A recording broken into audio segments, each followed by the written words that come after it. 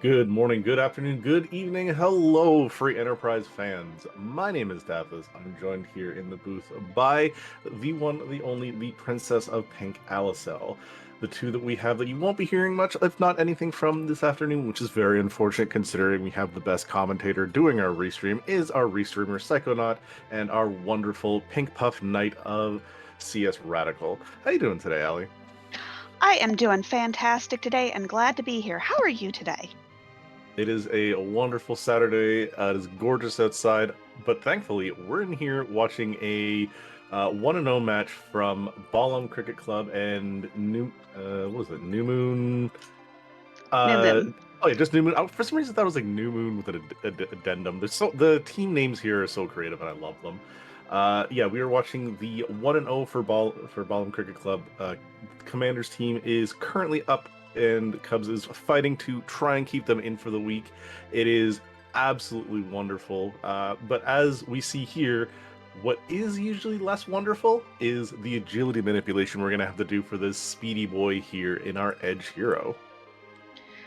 Edge, of course, being one of the fastest characters in Final Fantasy IV Free Enterprise. Yeah, you either find a curse ring or you hope that agility doesn't matter enough and find an adamant armor. Two wonderful sides of the coin. Yeah, the other nice part about this is you find even like shorter middle swords for him anytime soon. Your overworld is entirely free, just because of how fast he is and just how much damage he can really output with next to nothing. Really out there. But yeah, he kind of makes your overworld fairly well. Pair him with any white mage, and honestly, those two can carry you through the entirety of the seed. Get your white mage a couple levels for Berserk, and then Tier 4 eventually, and you'd be good to go. But the nice thing here is we also have some fun objectives. We have your classic 4 at top, beating Fabul Gauntlet, as well as Golbez. We got music that is always a fan favorite, and then Forge, which can get Edge one of 4 different items. We have the Tower of Zot, so Earth Crystal needed. Baron Castle, so Baron Key needed. We have Edward versus Edward, as we see here, and back row glitching our Edge immediately. That's a very quick and nice pickup. A full moon being about equivalent to a longsword. That will help with some of these early checks. And with that Edward, if we find something like a spoon, that Edward can definitely do some damage. Otherwise, he has some other uses in some little cheeky strats on some of the harder bosses and harder locations. But our runners are off. Let's see where they head to next. Yeah, the opening looting gambit is really, really big, and it's very interesting to see where people like to go first.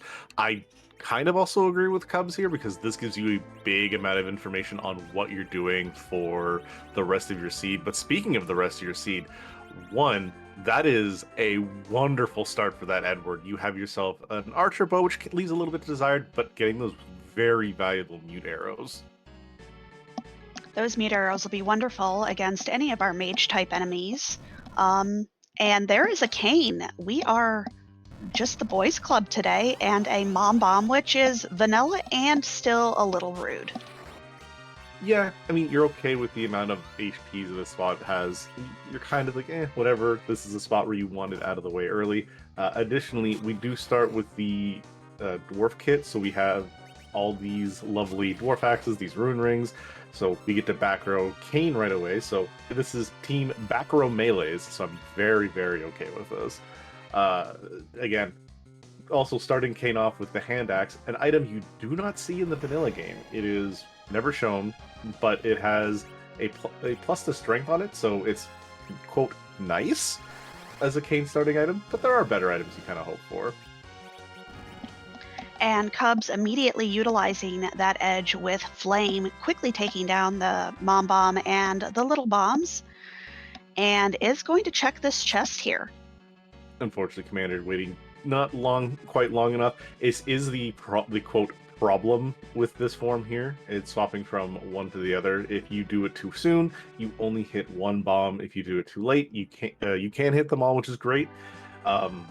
It's the same thing with any multi-form bosses, such as if we have the dolls split from the big doll back to the little dolls, you'll only hit one. Also, same with the Magus Sisters, as well as Baigan and CPU. Very, very lesser known fact, because not a lot of bosses split after you have them. Speaking of split, that's a good item to find here in Antlion. Samurai Bow as well as a Stardust, so we have multiple AoE hitting J items. Stardust is going to be wonderful for a lot of these early checks. It's much faster than, especially if you do have multi-target. And that Samurai Bow is going to be great for that Edward, paired with those mute arrows, just going to be putting out the damage. Yeah, the only thing I know our runners are looking for right now would be a White Mage or even a Sage, just so we have some Berserks, we have some level of casting to go bonus with it. But Cubs getting our first official key item check, and the hidden behind a very free boss that you're okay maybe seeing a little bit later if we have a Cecil, but seeing here now if we have none of the Holy Knight in general. And Commander Leonhart finding some pretty nice items here in Watery Pass, finding a Sylph Summon and another batch of Mute Arrows. Mute Arrows, again, one of those items you love to see, but Cubs very quickly getting through that Young and picks up the Legend Sword. That is one half of Forge and is potentially required. Yeah, we always love seeing Forges. It hasn't, in my opinion, I haven't seen many Forges be part of the quote winning strategies, or the ones who finish in the top end, but I have seen enough of them, and they have been really nice items. Last time I had an Edge hero with a Forge, we did see the Sunrise, which is a really great throwing weapon, extremely powerful. But I'm always a big fan of the scrap metal as a commentator, because we love our runners. Yeah, the last time I ran an Edge hero, I got the scrap metal, so I'm rooting for an actual weapon. I'm honestly more fun with having like an Eddie hero and hopefully spiking that Apollo harp, so you can have him do big beefy damage without needing the spoon, and he's perfectly fine in the back row. But we do see another fun thing. We have Vanilla Young sitting here with Antlion, who decided he's just venturing out for a drink. But what we missed out on Cub's side is we did see a very free boss in a very free location. Waterfall had King Queen Eblan. You're not really happy with that, unfortunately. No, that is a boss you would much rather see up on the moon or gating a location that you have to take care of. But that is a bonus demist there in the second spot in the Baron Inn. This is going to be a bit slow, though. Yeah, this is 4,000 HP you've got to chew through. Your Edge is really maybe going to be doing about 300-400 damage with his attacks, hopefully. Pain jumping, very slow, so you're going to be here probably for a couple of transformations. Thankfully, back row, you have enough armor, you're fine, not really an issue. But Cubs finding a boss you're really happy to see in a free spot. And I was watching this Demist fight. What boss was that? That was the Dark Knight Cecil himself, Pain Man, sitting in Mist Cavern. You put him in a high attack spot, you need to come back later with some HP, but don't have to worry about him. He is, sir, not an issue this seed. Unfortunately, that does kind of lower the utility of that Edward, as Dark Knight Cecil is one of those bosses you can use Eddie to cheese. Yeah, he loses his viability there. However, with this Samurai Bow, if we find Samurai Arrows, then 100% we can keep this Edward through the entirety of the seed, and he goes up on priority for most places by comparison, considering he's just got that level of agility, so he can pump out the attacks really quickly, so you don't really have to worry about him and manipulation very much versus this Edge that we have here. But Lion Commander, he is 100% through this fight, no demist change, and we do see that our reward is the Yang we found along the way, because nobody is a fan of just a Sorcerer Rogue with no mages. Now, I am a fan of that Sorcerer Rogue because we are going to find some mages at some point, and we are still looking for that white mage. A Sorc robe is probably the best thing you're going to find outside of a white shirt. But Commander Leonhart remembering to go check Mist. We've all done this at least once, where we fight Demist and then promptly forget that we fought Demist and don't get our key item. My favorite is when you remember to play D-Mist, you forget Free Edward is on. You talk to Rydia's mom, and she just stares at you. And only finding a second samurai bow, unfortunately not what we're looking for, and all we got from that was that Yang. In all honesty, this also means that there's a less incentive for Commander to do some extra looting when we go um, into Antlion Cave, and it means that he won't be punished if he misses that samurai bow there. So, kind of brings some disparity from one fight to another to a little bit of dead even. But yeah, Cubsrule also through that fight, about to get his pairing, and our runners kind of running through very similar-ish checks. And buying some drain swords for, I'm assuming for throwing. You certainly don't want to depend on those for killing. While the drain sword is a little bit better than the drain spear, still has that accuracy penalty, and there are better weapons available for that cane. Excuse you, may I introduce you to the Dark Knight who becomes a paladin, who, when you throw that on him, plus an Avenger, you then no longer have to worry about your Ceromus fight, no matter how fast your anchor is? Except you only do that if you want to go watch baseball. Yeah. Or if you're like me and you want to show off the Drain Sword strats are fantastic. But Cub's going ahead and showing us a Fabul here and finding cabins. I love cabins. I love finding cabins. Nothing is more depressing than having to walk out of the moon backwards because you have no exit caster and you have no cabins. But gonna go ahead, see something he wants to buy here. Might have forgotten that we get a free dwarf axe from the dwarf kit. I mean, we've all made that mistake. It is unfortunate. Commander, though, is getting through that Yang nice and quick. We do get the Legend Sword on his side, so key items up.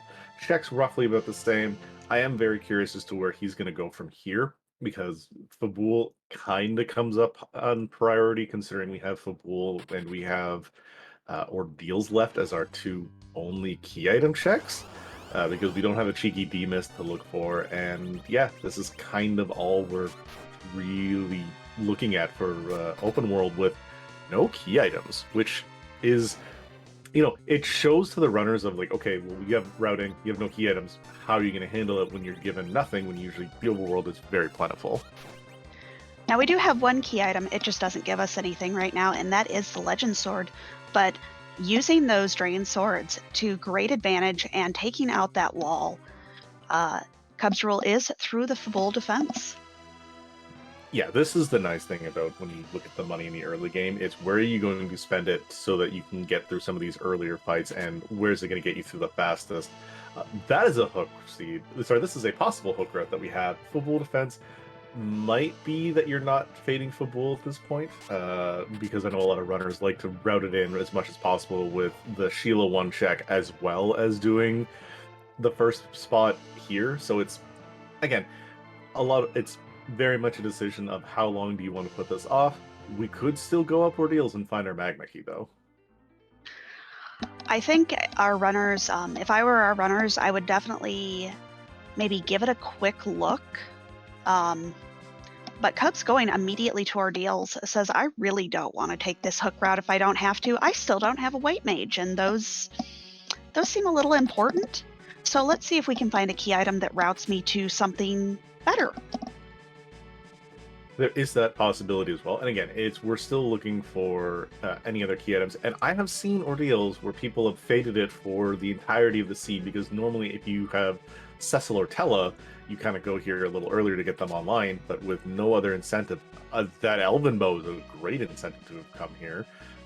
So you have another Siren or Mute Weak weapon here. So yeah, but yeah, you kind of want to come here and take care of this so it's not sitting last location. And oh, hey, look, here's your darkness or something. Yeah, especially if you go into a chain of there's a required boss and a required key item up here, and you decide to fade it. Now, we know that this cannot be our logical path underground, but we could still have a magma key here or a chain leading to it. And Valvalis, if you're going to see Valvalis, this is where you want to see her. That's true. Also, it doesn't really matter where we have her, considering we have this Kane in our party, so it's like, yeah, it's unfortunate. She can be a little annoying, but yeah, throwing a couple of these darts here, and we're just going to have Kane probably jump to finish this off, because that's about 2,400 damage that we've seen from there, and should be enough, or we're going to see yet another swing. Now, it looks like Commander Leonhart, instead opting to raise the hovercraft, might be interested in what's in those shops and who that character down in the hook route is. Finding an Aegis shield. I think Aegis shield is probably one of my favorite shields to find. Just gives great defense on all sides, plus gives a mage defense. Yep. Yo ho. Yeah, I'm a big fan of the Aegis shield as well for the comments you're making there. It is an overall wonderful shield to have if you're looking for anything that's not your Dragoon shield, essentially, because that gives you strength against dragons and half resistance to all elements. So that's probably, quote, the better shield of all of them, but Aegis is definitely a solid number 2. Yeah. Cubs, knowing that Stardust does enough damage, throws it instead of using the flame, and we are through 2 very quick and easy bosses here on Ordeals, and Edge about to go fight that room on his own. Edge, definitely the best character, in my opinion, to have to take this room on his own early on. Especially if you get something like the All Gauntlet, where that flame does a lot of work on most enemies. But Commander Leonhart saying, no, I have no interest in this Ordeals, but let's see what our key item is. You know what? If you're coming up here for a not key item, that's probably one of the best not ones to find. And we have a Thunderclaw, so this Odin is very much not long for the road. I'm 100% for this check for the simple fact of like getting this out of the way so it doesn't just rest in the back of your mind. And as well, when we find that Cecil, he's already going to be transformed into a paladin. So getting this done before you go underground means you don't have to come back up here, take care of this, and then run back down. Finishing off the overworld before going underground is a wonderful, wonderful call. If I was going to be in Cub spot, the commander decides he's going to do a little bit more shopping. We do find some charm arrows, and we find a ninja hat, though. So Eblan Cave coming up fairly big. And here at the item shop, we do find exits and hourglasses, as we haven't found anybody who can cast exit yet. I love it, especially if Commander Leonhart is planning on checking the character and leaving. But did change to those charm arrows, so might be interested in taking on those sailmen on the way back out. I agree with that because, again, looking at these characters you have here, you're going to want to get some XP on some of your other characters, as well as possibly spike with maybe some Hanzo Steel, or even maybe a Dragoon or a White Lance for this Kane. Really the only things you're looking for. Possibly an Artie Bow for this for this Eddie. Again, how about an Adamant? That one's my favorite. Adamant is always fun to find. I'm a big fan of that. One thing I also love seeing and love having our runners do is we haven't seen Commander do this because he forewent Eblan Castle. Is if you go, you can actually cheekily back row glitch this Yang that we have here. Normally he's unable to be back rowed, but if you have the timing right, where it is sitting on Yang's turn as Edge steals, you can have it so that as Edge steals a Lamia harp from the Lamia of the Black Cat Lamia chest, you then can have him equip that. And if you do so, then you have him back rowed for the entirety of the seed. So it's something, it's a little niche trick, and it doesn't come up very often if necessary, and a lot of people don't think about it. But it's one of those, I love putting out strats that people go, oh, I don't know what I can do to help me here. Well, here's something to think of for the future. Unfortunately, we don't have an adamant armor. We do have an apple, but there is that Cecil I was talking about. So that is going to send Commander right back up to Ordeals.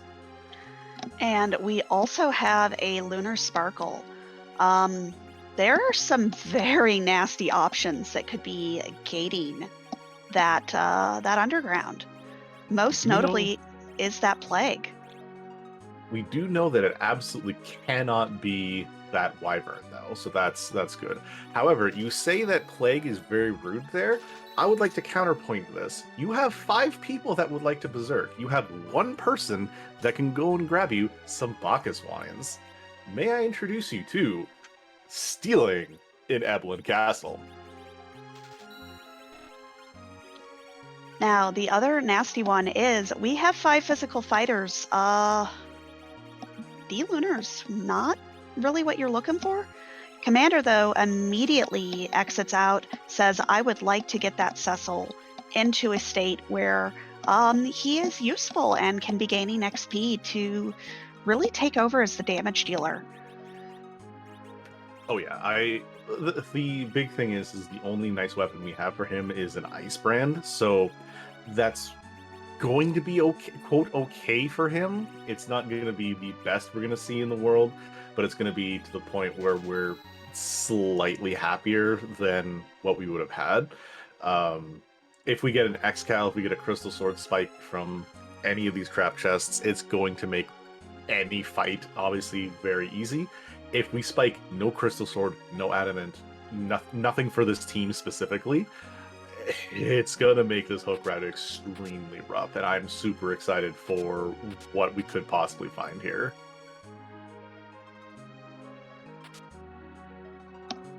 And we do find a Gaia Drum. I missed that on the first route down. Gaia Drum actually kind of nice for, while it is a J item and they are quickly dropping off in effectiveness, probably that one is going to last you the longest, depending on what is in that King Queen Eblan spot.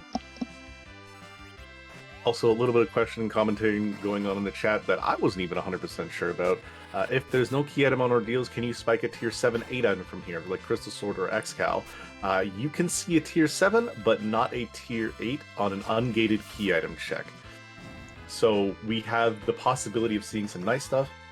Unfortunately, Excalibur, Crystal Sword, and I believe Adamant are all the only tier 8 items, so we would never see them from anything that is ungated.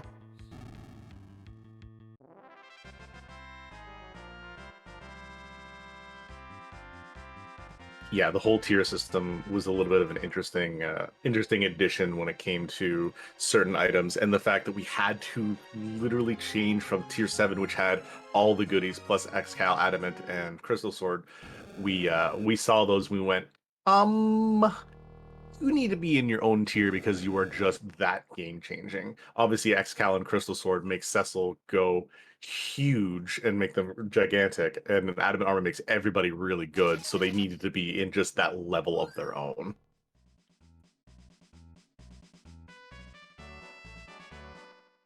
But while our runners are kind of going over the same checks, I do want to again shout out our behind-the-scenes staff with Psychonaut and CS Radical pushing the buttons. And for those of us, or for those of you who might be new to the community or be seeing this for the first time, we do want to let you know, hey, why don't you give our community a try and join our Discord? Yeah, if you think this is fun to try, but you seem a little bit daunted, these are some of our higher tier flags. You can 100% see something that is a little bit more friendly for people who want to have extreme power overwhelming. Would you like to have 5 Crystal Sword Cecils? You can make it so your seed has 5 Crystal Sword Cecils. Do you want to have it so that all you have is starting items and no healing items? Well, there are such things as those wonderful seeds as well. You can customize this to be as hard or as easy as you would like, and the community even can give you tips and help. If you just start, oh, well, what about this? Well, the discussions that go on between tech talk, between just general information, is so big, and the knowledge of our sages, as well just the community in general, has come leaps and bounds. And I've even learned stuff that I never originally thought was strategy. Like, for example, one thing that we could possibly do against D-Lunars, you can turn them into frogs. I never knew that that was a thing in the vanilla game, and it's actually programmed into it naturally. But we do see Cubs going into Eblan Castle, hoping to spike one of those nice items, either for that Cecil or for this Edge or Kane. Does find a Siren, just one, but one gets you started and finds the first of our trap chests. Yeah, absolutely. This is kind of what you're looking for here. Also, we do see the Black Cat Lamia. We do get an Hourglass. I wonder if we're doing it just to stop the counter of the Blusters, which can ruin this party. But I also wonder if we might see that cheeky back row glitch that I was talking about.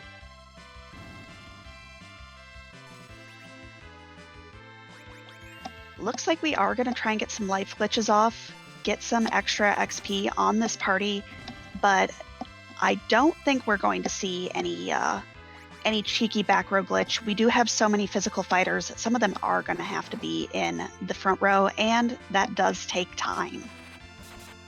Oh, absolutely. So my favorite part of these Black Cats and the Lamias is the fact that we have the ability to get more XP than what's from the Mad Ogres. That everyone loves life glitching. The Black Cats give more than what the Ogres do. Not by much, but just little. I didn't quite see what that item was. That was very quick. It was a drain spear, but immediately afterwards, Cubs finding a cat claw in an untrapped chest. That is a great pickup for that Yang. Oh yeah, the cat claw is really great for agility manipulation, as well as to make Yang come up in tiers of damage as well. Was that a drain spear we saw to just a regular old chest? Oh man, the seed's got a little bit of jokes, and I'm here for it.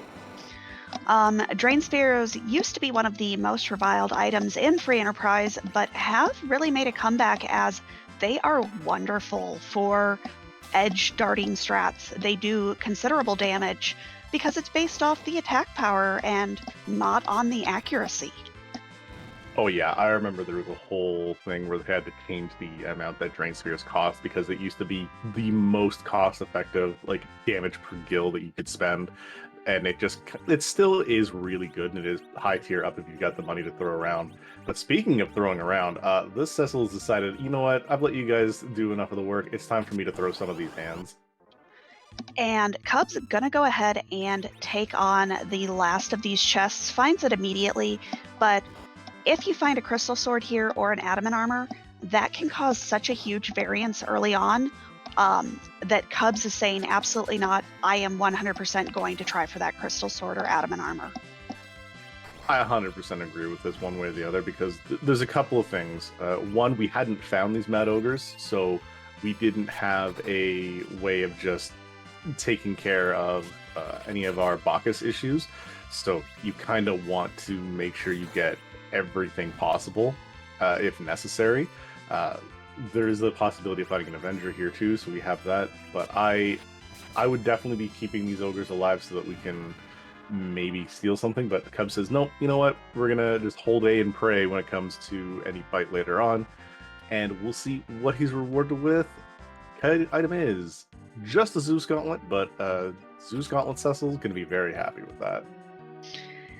And Cub's making the discovery, hey, I don't have any more room in my inventory, so I am not going to take the time to deal with that, and says no to the rest of these chests, and is going to go ahead and head down into the underground. Meanwhile, we do see that Commander Leonhart is following in his footsteps, is very quickly going to find that Excalibur. We'll see if he goes and takes on the third chest as well, or if he is happy with what he found. Yeah, and this is going to be... We're going to probably do one more run of items here when we come to Lower Babel, because again, one last shot at a Crystal Sword or Adamant Armor or just anything for any of these other fighters, so it's not just Cecil doing the heavy lifting, would be wonderful, as well as those little bonus levels, because again, that Sparkle has one option that... Actually, two options that really scare me. As you mentioned, D-Lunars is the possibility where we have to get Reflect. We don't really have a lot of curative items on our party, so that's one reason why I'm not happy with that one. The second one that I'm really, really afraid of, honestly, Ogopogo. Our North American Nope Noodle is going to wipe out half your hit points before we even start. Now, Cubs is not interested in that last trap chest and is immediately beelining here for this hook route. really is probably starting to feel the pressure. Unfortunately, did not find a whole lot of value in that Eblan castle and doesn't know that Commander is following in the same path. But quickly going ahead and, yeah, as you said, we do not have a white mage. So we have to be very cognizant of that when we start taking on these bosses. Yeah, and Commander also finding his X-Cal, so I know he's going to be very happy with the with what he's done here. But yeah, there is really no reason, like once you found a Cecil, and especially if you have an Edge, I honestly see if those two are found anywhere near early on, you have to go and loot Eblan. Just the high tier possibility of spiking up like one of those great swords is just something you're just like, I have to have this. So speaking of what we have here is we have Mylon Zed, we have thrown items, we have holy weapons, and we have spears. I'm sorry, my man, you're probably the least scary thing we could find here. Yep, our party very quickly taking this on. Unfortunately, that cane does go down very quickly. Mylon Z hits incredibly hard in this spot, but quickly taking him down. We'll see if Cubs feels comfortable or wants to save before this sparkle. Answer question, chat. That is not a light sword. That is an Excalibur that we have found in the Eblan trap chests. So always, we have Cecil pretty much online, ready to wreck as much face as we possibly can. But yeah, I personally would go do a safety save, but fortune favors the bold, as Cub says, you know what? Nah, we're just gonna go and do this. And that is probably, like I said, one of the worst things we could have found. And looks like he is going to just take the damage and might be going for Lunar Frogs. This is the safest method he can take this on. They do have a set script, and Cubs is an experienced enough runner to know exactly when he needs to go ahead and start getting those star bales out. Yeah, the nice thing is as long as they miss your characters and they don't really do a lot of damage to you, you can just like absorb up the anything that you've got and just throw up star veils, because they only do 4 flames, and flame is I think 20% of your health. 20 or 25. I can never remember the actual percentage. But we have that's a good roll. Well, not as good as it could have been, but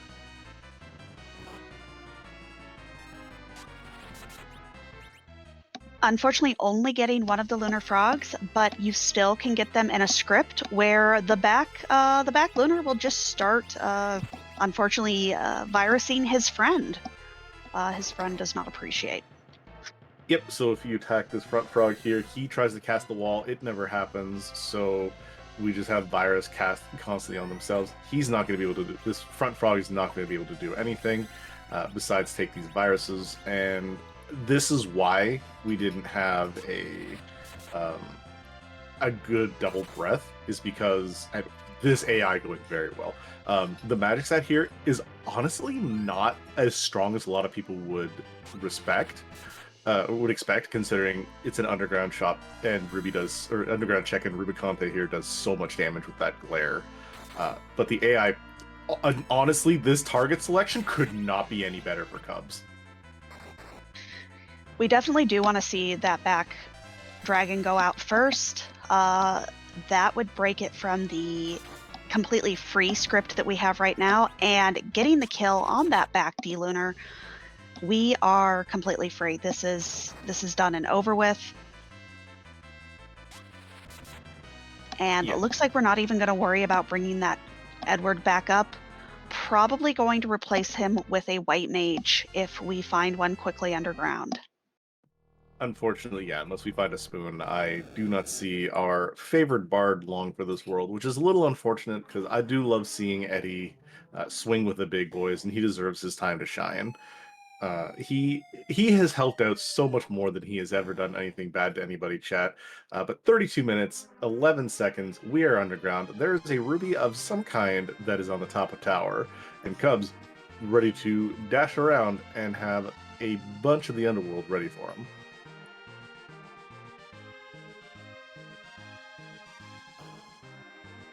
Meanwhile, we do see Commander taking on this Mad Ogre fight. depending on what we get from this reward, this could be pretty huge. In if this is an adamant armor or a crystal sword, it doesn't seem like it's that big of a difference, but a crystal sword over time definitely starts to snowball in terms of time saved. And in all honesty, a crystal sword is going to be so good against these D-lunars, because instead of just doing your regular amount of damage, the holy weakness, whatever that you have from the X-Cal, you also hit holy and undead weakness, so you're doing 8 times damage. I would like to see basically quad 9s if we get a crystal sword here. Honestly, that is the second best thing that you could see from that. That's not an adamant. That is an Artemis bow. Whew, that is fairly spicy to have missed, especially it being the first chest you check. I think Commander's got a bit more of an advantage now with that other dragon weakness. It is a pretty nice pickup, but Commander is going to have to get the same sort of luck with these D-lunars. Since it went so well for Cubs, we haven't really talked about how badly the D-lunar fight could go. So we'll be hoping that Commander gets the same sort of AI luck with this. But Cubs is here in Dwarf Castle, finds some very nice pickups from those pots, and not the best items or best equipment or weapons, but I do love a second cat claw. I'm a big fan of the second cat claw. I'm also a fan of the shops. Like, you say that they're not great. They are good in the one simple fact that we have a build your own archer there. We have samurai bow, we have heroine robe. So if we find a Rosa, you can kind of bring her in here, pick up that robe, and she can go and doing some great damage. Cubs finding a blue robe. Unfortunately, I say unfortunately, for 2 reasons. One, you love finding the alt gauntlet in spots just so we can control our runners. And 2, it is our objective number 1 that we have here, so you kind of want to find it, but you're kind of also okay with a nice free fight here. And Commander entering his Mylon Z fight, probably very happy to see this Mylon, although Mylon says no to Eddie and that Artemis bow. Yeah, Mylon has not been happy with Eddie on either side. He did the same thing to Cubs, and I'm very much entertained by the fact that it's like, just poor Eddie and poor Kane just don't get to have any time to do any damage here. But we have our boys in the back row just saying, you know what, damage is going to happen. And yeah, between that Excalibur and the double full moon that Commander's rocking, none of these fights are going to be really much of an issue. This is where we see how the frogs are going to work on Commander's side, but it's also no safety save. Fortune favoring the bolt. I don't know what I'm talking about, apparently. No one likes to save. But yeah, I'm very good with this, and we're going to see just how far we can get through some of these fights. Commander doing something very smart here, too. Instead of just sitting on turns and not doing anything, he is casting Flame. As long as it is not the fight command, you are very happy with throwing out some extra damage. Meanwhile, we do see Cubs fighting the Sasura and is going for lifelock strats, immediately taking out the Sasura. Very nicely done. And we'll get only 1 key item from this. We do not have any black mages. We are not getting that warp glitch today. I'm kind of happy with that. I do like that in the sense that we have the accessibility for that. But a character I think we saw left and blinked and gone, I believe that was our boy Sid. Unfortunately, just way too slow. I think even with the Artie bow, I don't foresee Commander taking him. I could be proven wrong. I've already been proven wrong twice so far today. But Luca is carrying a key item here, and we find the spoon, putting that Edward into a position of power. This is a huge pickup, although still not progression. So you know what? That time of saying, "Hey, Edward, you're gone." No, I'm sorry. Our bard boy is deciding, I'm sticking around. You're not getting rid of me just yet. We are going to do a whole bunch of damage soon. And in the meanwhile, Commander getting about the same luck with these D-Lunars. Front Frog is frogged, but is avoiding attacking them directly and setting off that script.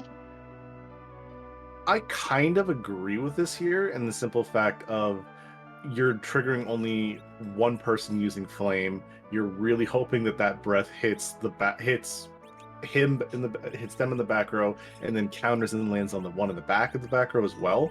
So you're really looking for the rolls to happen in your favor, just so we can hit double frog lunars, which I like, and I really hope that we have. And there it is. And yeah, this fight is going to be a lot safer for Commander than what it was for Cubs.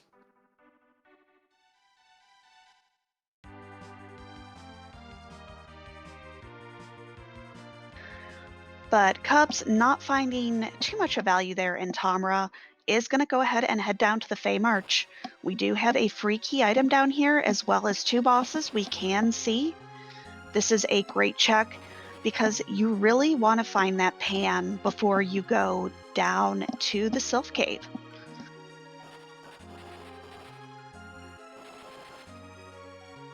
Yeah, this is the whole check your freebies, check your objectives. And with our objectives being gated behind key items, you're kind of like, I guess we need to find some nice freebies here. Like you said, you want to save Sylph Cave for if you have absolutely no choice. It could be a vanilla pan into that, so there's that possibility. However, I guess no punishment for not stealing any of those Bacchus wines, because we have some goods here in the Land of Summoned Monsters. We have Bacchus for sale. For sale. Sell everything you've got, buy them up, and get yourselves all the goodies. Now, I do hope that after this, all of this selling, Cubs remembers, hey, I did not pick up that key item. I do need to go back and grab that. Because if that's anything of use, that could be pretty scary.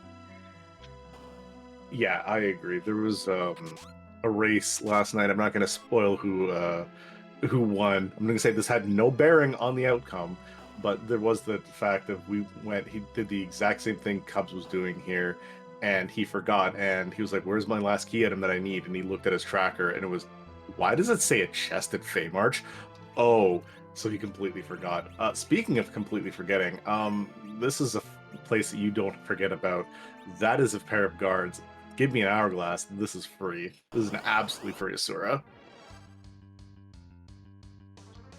Now, it is the scarier of the two. They hit kind of hard, but once you get that hourglass off, you can easily take this down. With a life glitch, you are going to put out or get so much more XP. So this is great for Cubs and great for a little bit of a mini grind. Yeah, this is where you're going to put those, that lovely assassin dagger that Cubs picked up earlier has been doing so much work. It's just great how you see some items like, you know what? Assassin dagger, Medusa arrows. They do so much more than what people really think about, and if you can remember the usability and the functionality of them, like here, it's great. Also, getting a light glitch and getting a lot of experience for only having 3 key items. Hey, there's our 4th one. Maybe that's finally a white mage. And on the other side, Commander Leonhart giving us the Job Dwarf check. It was a medical transcriptionist. Thank you so much to y'all who do that. Y'all are wonderful. But Cubs is going to go ahead and walk back out and get that key item. Ooh, and that seems important. Yep, considering that is objective number 6 that we can now knock off as well. This is where I definitely see Cubs going, face checking with that Sparkle is. The only thing that I see this being very scary, especially, is going to be Ogopogo, because we don't really have anything that's going to stop the damage by comparison. If this is Pale Dim, then we have enough to, yeah, that's not a fight you want to do. That's not a fight you're going to do until you find a white mage.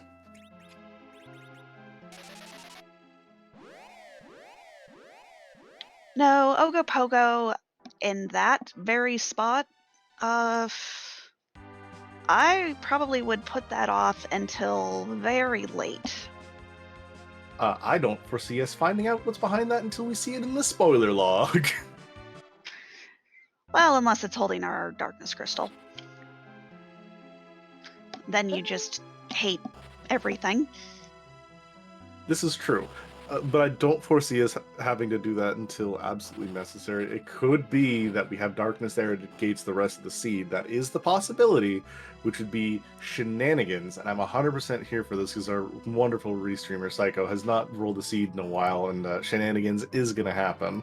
But the big part is, again, we're finally giving some things for our fantastic tracker to check off. Spent most of the seed kind of twiddling his thumbs because we haven't found anything, but we do find some goodies here and some great key items. Also, cheeky there, Cubs. Not punished, no trap chests. Gets himself a Bacchus wine. Now, he did use a potion. So thought, okay, this could be a trap chest. I better use a potion on that Cecil, or I will have a very bad time. But those do have potential to be trapped. The first time you find that out is eye-opening, and you never forget that fact again. Oh yeah. Also, jumping jump scare here for Commander. Sees a blue robe. Unfortunately, not the blue robe that we're really looking for. Gonna get his free Water Hag fight into a very free Asura right behind it. 4,000 HP ain't nothing to his crystals into an Excalibur Cecil. So he's going to be absolutely swinging through these fights just as effectively as what Cubs did. Again, not much of a disparity between these racers right now, so you're kind of okay with that. That white shirt's fantastic if we had someone besides Cecil who could equip it. I mean, heck, it's pretty nice for Cecil. It's a ton of magic defense, and a little bit of magic defense never hurt anybody. No, it could also make him a semi-viable white mage. Boasts up his ability to heal. Here too ain't nothing to scoff at. No. I mean, outside of battle, sure, he could be a wonderful white mage. Inside of battle, if you kill the enemy before it hurts you, you don't need a white mage. That is true. The best crowd control is death, after all. And finding life potions for sale, we have not seen these yet, and not having life potions is a real feels bad moment if you go up against anything.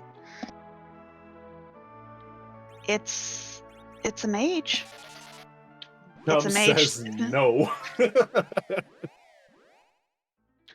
Now, we do have that in our back pocket if we come across something that we need some utility spells for, like Blink and Blink.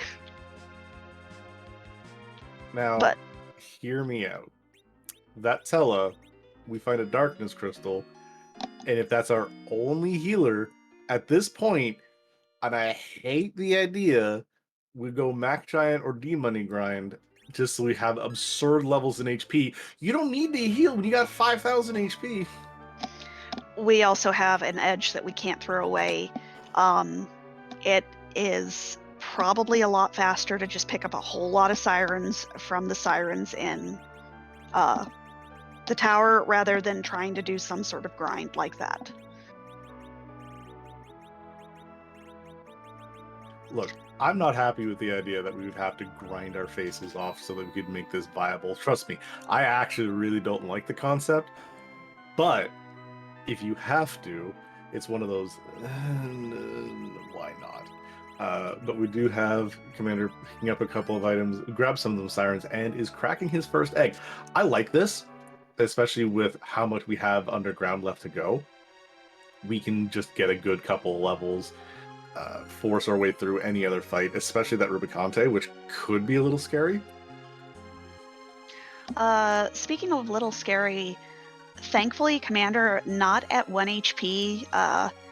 That egg decided, no, I will eat you for breakfast. Yeah, Edge and Yang right now, not as strong as what this Cecil is, so unfortunately they are not able to double tap this unfortunate egg. I more foresee going and getting the ability to just wait for a little bit and yeah, let Cecil do the big hit. Yang, pop it up 1300, not bad, but yeah, the Cecil's gonna probably hit for about 2k.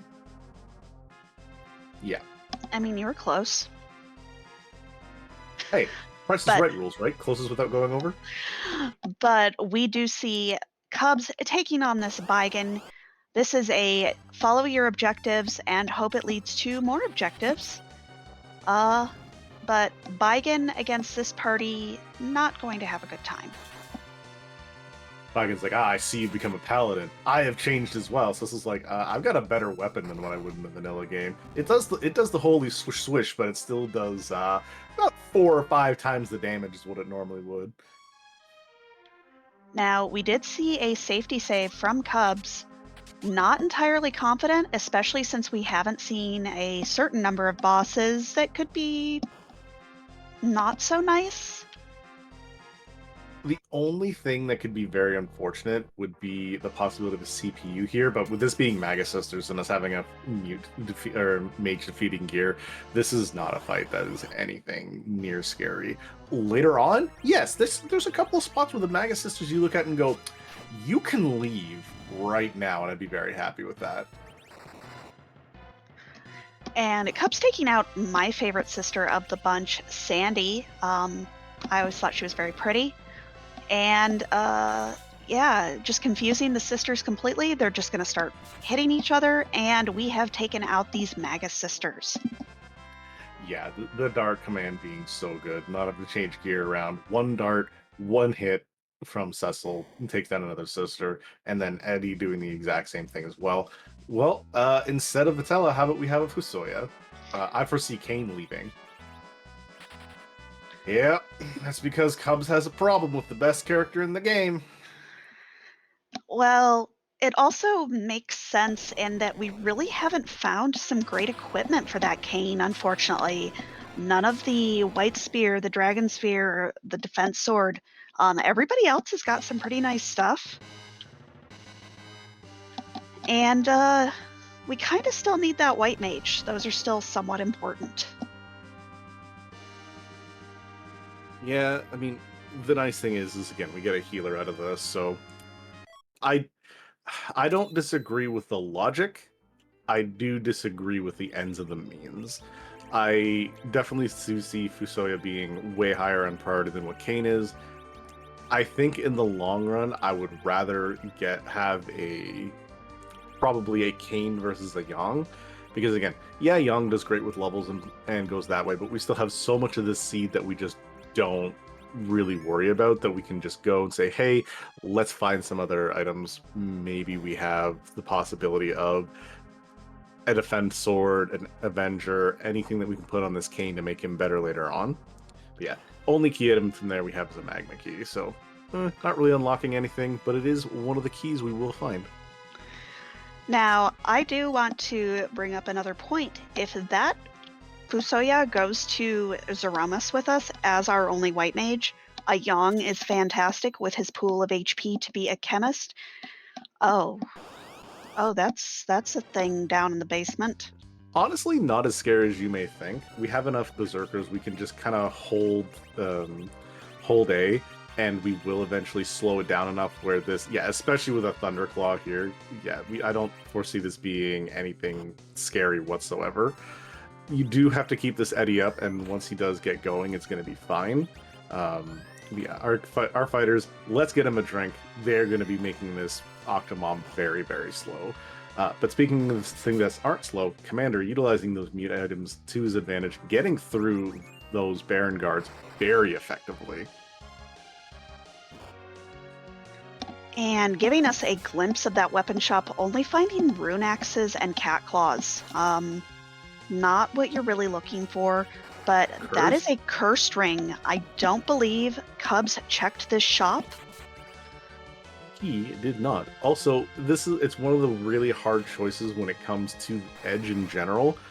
Are you going to curse him, or are you going to just leave him as he is? Because if you curse him, his damage potential just absolutely becomes floored. Yes, you have good agility manipulation for the late game, and that's fine. But honestly, if if we find a healer, any white mage that's not this Fusoya, I foresee not caring about it. So when we have Edge as a hero, I see them go down in priority. But what definitely does go up in priority is getting that pink tail, so we have an adamant Spoonward or an adamant Cecil. Yes, that pink tail, of course, not a key item, or well, it is a key item, but not an objective key item, but definitely a nice pickup.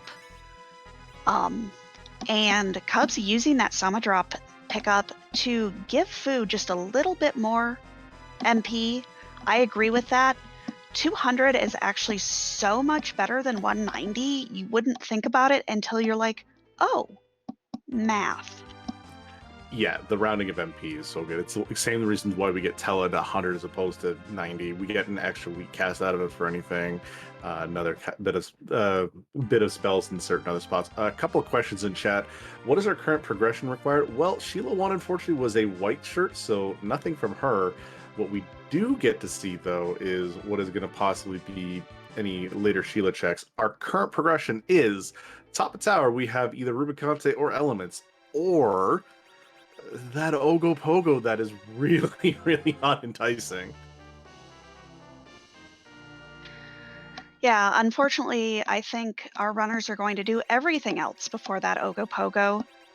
Even with that, that Fu, it's still going to be a little bit icky.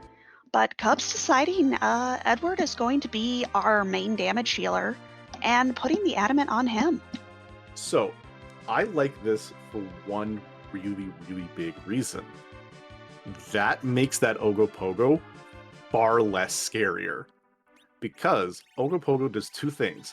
He punches, and he does percentile damage.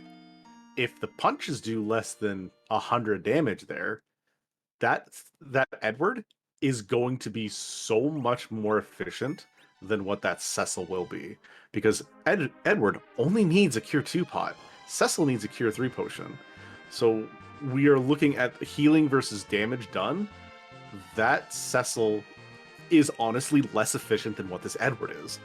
I think he's going to be the better recipient of it, way better than what that Cecil would be.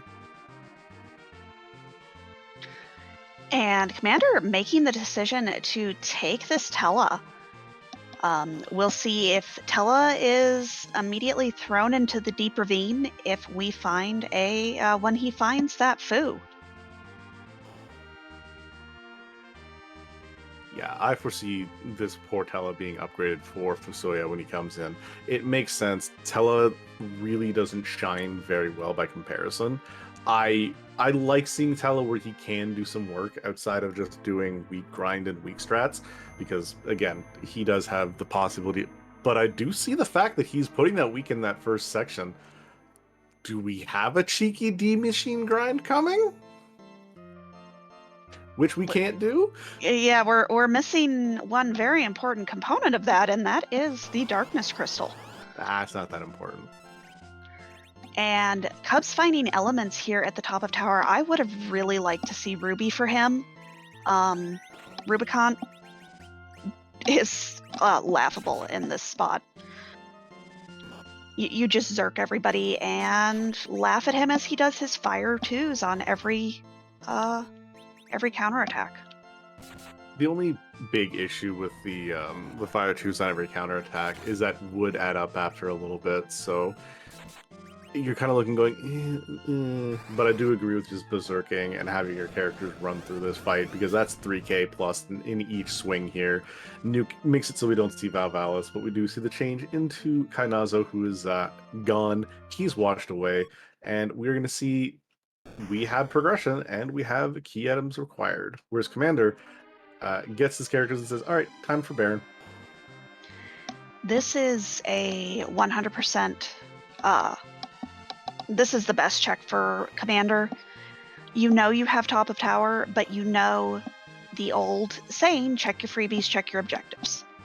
Because they can lead to more things.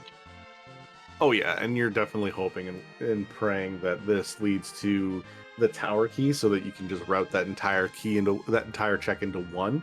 Again, there is always the possibility of a vanilla tower key into something that's required, but that is not it today. But we instead have yet another objective. So that tower, very much required. It really, really depends on what key item we have here, because with the checks we have left, I don't even think that this can be a terminated key item. We do have the entirety of the moon, but logically, I think we need to see something else before we see that. We would have to have, for this to not be a terminal key item, we would have to have one big old chain from that Ogopogo.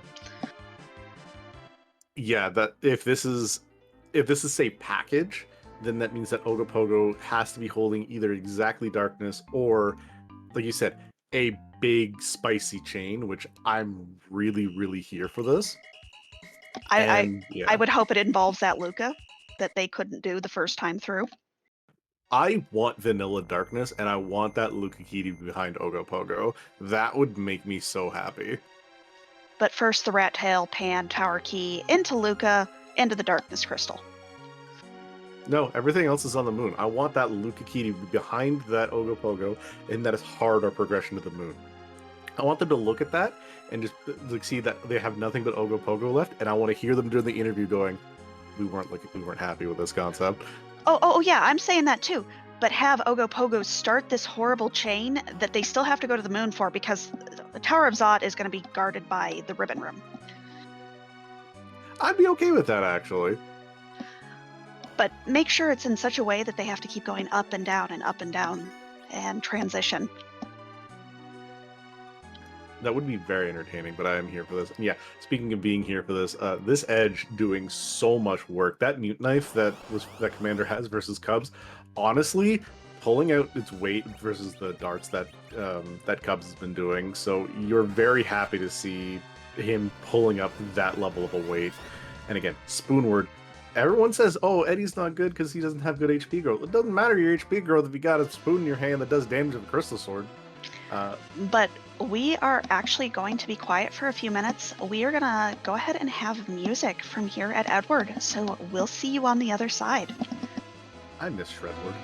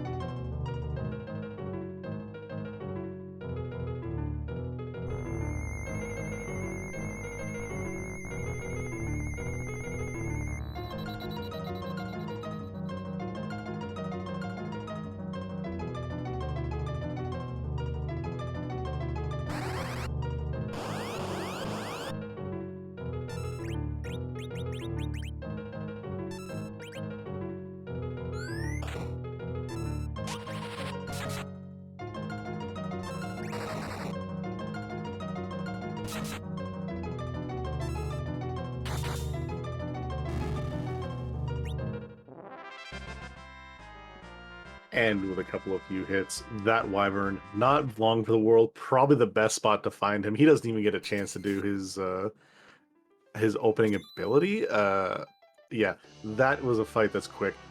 That is not progression. That Ogopogo's hard required, but that's something you love to see for an Edge. Please let this be scrap metal so that Edge literally does zero work against this poor Ogopogo. I mean, he'll still do some work. It just won't come from that shop unless this does open up Kokol's shop. You do have some chance for some nice Hanzo steel. Maybe something for that Kane. You can pick him back up and ditch the Yang. But first, we're going to see a little bit of shopping and find nothing of value in that shop. Yeah, nothing whatsoever. Yeah, that is such a spicy check that we have. The fact that that is the only thing that can kind of bring this gap that we have, and I say gap, but This is a very linear seed, and Cubs has just been routing this slightly more efficiently than Commander. Commander's been running a fantastic seed, don't get me wrong. Like, this has been really, really well done by both of our runners. But it's the fact of all the checks have been just so one after the other, and this is how it has to be done. Unless Commander forgoes something and takes that Ogopogo like really, really quickly, I really, really expect this to just be kind of what we see here. But it's going to be very tight when it comes to the later parts of execution, and that's where it's going to come down to for each runner, in my opinion. And even if Commander Leonhart is to forego a couple of things, unfortunately, that Cave Magnus is required unless you want to do what is probably going to be a much harder check. That is very true. That Cave Magnus that Cave Magnus is just going to be hard required regardless, because it's 2 of our 7 objectives. So we're going to have no choice but to do Cave Magnus at some point. So top of tower, so top of tower is going to have to be done, because it's top of tower into the other half of Forge. So unfortunately, the longer he puts that off is going to kind of tell. The only thing that would be beneficial for him would be if he finds the tower key before Cubs does, and tower key has either Earth Crystal or that Alt Gauntlet or Golbez. That could be a saving grace here. Again, it's the latter half of the seed and how the rest of these key items are going to shake out that is going to determine this. Commander's not down and out by any means. He still has a horse in this race. It really depends on where everything shakes out in the end. But it is still very, very much Cubs in the driver's seat, but Commander nipping at his heels. And Nitsky in chat asking, are curious why Cubs might put off that Forge. I agree with this it's not going to make a huge difference against this Ogopogo, and that if you take the time and it turns out to be scrap metal, it hurts. It does. Yeah, because we could have a Coco shop that has nothing for these characters. It could be completely mage heavy for this Fusoya that's not doing anything. It could be, again, scrap metal. It could be nothing. It's so hard with how many items are in this, and it's just like, where's the benefit versus not? It's so hard to see what is going to be the right call versus what again, information is such a big thing in this randomizer that it's like, is this the right call? Was this the wrong call? Would this have made things faster? Would this have made things slower? But yeah, Edward, you're about to watch Eddie do the most work that you've ever seen him do, and he is going to be heavy lifting this entire fight. But we do see Commander heading up to the top of tower while we take on this Ogopogo fight. This is the next route. And I suspect that we are going to see something very similar. But Ogopogo hurts. Yeah, this is tied for the highest attack power spot in the game with the Bahamut Cave spot. So this is just, you have to burn it before it burns you.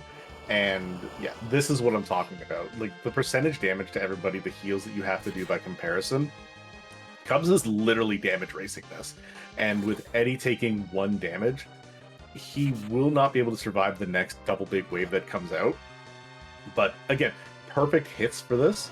Yeah, this is where you need to play a little bit more conservatively. You need to have it so that Edward is your entire damage. Cecil is your... Honestly, I would put Cecil on chemist duty right now. Get him all the armor that you have, aside from the adamant armor, and just have him throw out Cure 2s and Cure 3s.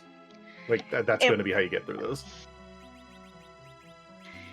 Cubs also got what is probably the worst series of hits in losing that Fu almost immediately. So putting him in the back row, that will help by giving them a chance to top off that the rest of the party, so that the second set of double waves doesn't immediately take out that Edward. Also, while we're having Cubs go through this, I'm gonna make another comment on the party formation in a second. Commander actually did that fight atop a tower way more efficiently than what Cubs did. Makes it so we don't see the form change into Kainazo. So we're gonna make up a little bit of time there, and in this part, every little bit happens. But yeah, going back to this fight here on Cubs, we see even in the back row, Fusoya taking 2,100 points of damage in the back row. Yeah, this is a point where anybody you throw at the front is sacrificial, and you're just never seeing them.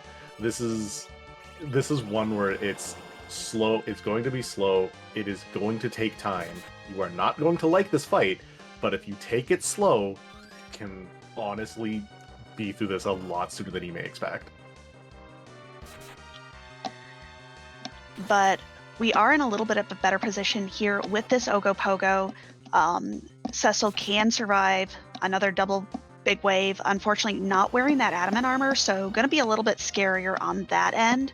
But even Edward has more than half HP, so I think we have this in the bag. Yeah, Edward and Cecil have more than enough HP. So, like I said, it's you keep the Eddie healed up. Cecil and him are going to do so much damage. But this is the point that I was making. And Eddie clutching it up. I told you, Edward was going to do so much work in that fight. This is why you do not ditch the Bard. Leave him to shred on and do his work.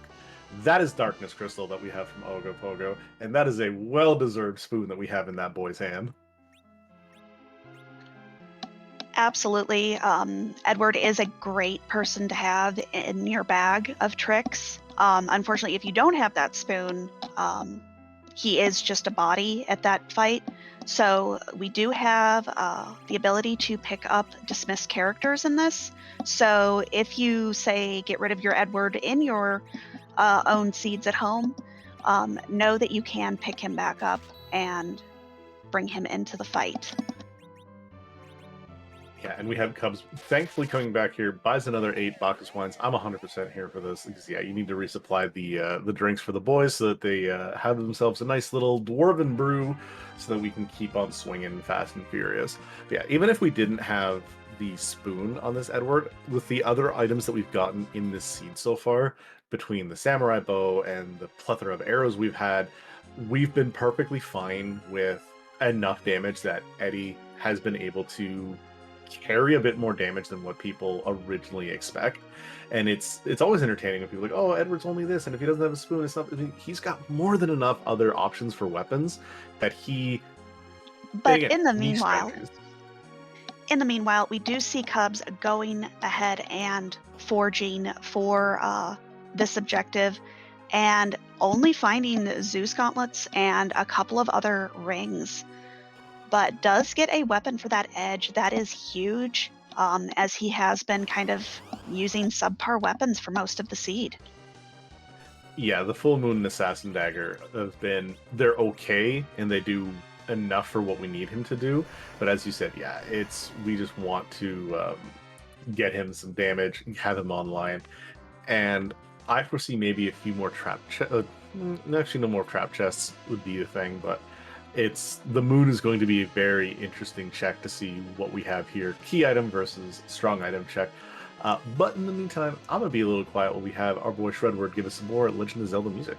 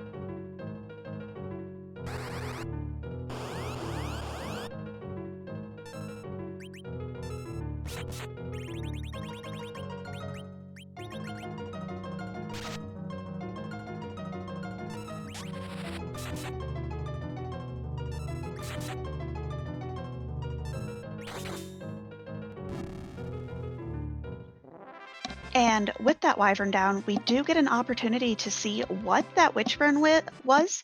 Just a counter from Wyvern, not anything to really worry about. So with that, Commander Leonhart gets his adamant and the knowledge that he does have to take on that Ogopogo. Yeah, and again, I'm excited to see how this fight goes by comparison, and see how he wants to route this in, because it's going to be very, very interesting overall. Another way is, again, when we have this adamant armor, if you didn't want to put it on Edward, when you did want to have it on Cecil, we could have changed it so you have Edward berserking up, and you have Cecil there as your chemist, and have him covering everybody, and have everybody who's not Cecil do damage, so he can at least cover someone, act as your chemist, and you know he's not going to take anything besides the percentage damage. And looks like Commander Leonhart does want to do a little bit more item shopping while Cubs is heading immediately up to the moon. This is definitely the route to go because there is nothing else on Earth right now for him to take on. I think Commander trying to remember where those Cure 3 potions were, and I 100% agree with this, because this is where you're going to need all the HP that you can find. It is absolutely super difficult in a race setting to sometimes remember, where did I see those items that I need lots more of? And looks like being like, the only thing I ever come to this town for is to use the sand ruby. I do that all the time. Your brain just goes muscle memory. Oh yeah, autopilot is absolutely a thing that I've done during races, be it community or during tournament races. It's really hard to try and like keep things in check in some cases, because of just how much that you have to counter out and keep track of, and especially when you're in a nervous state here. However, Blue Robe number 2, here's your alt gauntlet, here's your grind. And this is probably not a bad place to find this. It gives you great opportunities for a grind, and there's not much that can be completely that will completely ignore hourglasses. Yeah, speaking of, those hourglass purchases definitely paying off, and it looks like we do have 10 key items for Cubs too, so this is going to be very beneficial for him.